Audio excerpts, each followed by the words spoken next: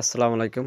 আজ ২১ জানুয়ারি ২০২৬ প্রাইমারি সহকারী শিক্ষক নিয়োগ পরীক্ষা ২০২৫ এর লিখিত পরীক্ষার রেজাল্ট প্রকাশ হয়েছে। এই ফলাফল প্রকাশ করেছে প্রাথমিক শিক্ষা অধিদপ্তরের ওয়েবসাইটে, যাকে আমরা সংক্ষেপে ডিপিই বলি। এবারের পরীক্ষায় মোট ৬৯,০০০-এর বেশি প্রার্থী লিখিত পরীক্ষায় উত্তীর্ণ হয়েছেন। উত্তীর্ণ সব প্রার্থী পরবর্তী ধাপ অর্থাৎ ভাইভা পরীক্ষার জন্য নির্বাচিত হয়েছেন।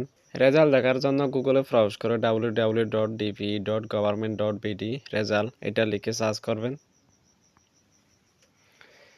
সার্চ করলেই প্রাথমিক শিক্ষা অধিদপ্তরের ওয়েবসাইট চলে আসবে। এখানে প্রবেশ করবেন ক্লিক করে।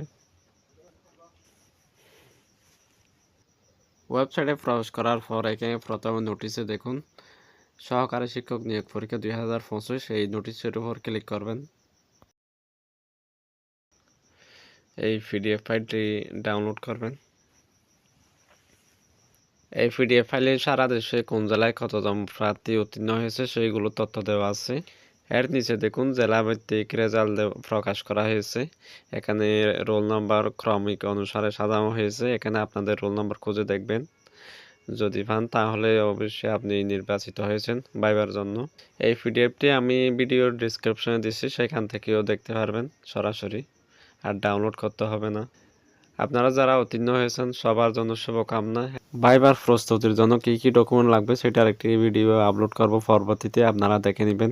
নিয়মিত আপডেট ভিডিও হতে আমার চ্যানেলটি সাবস্ক্রাইব করে বেল আইকনটি অন করে রাখবেন। আল্লাহ হাফেজ।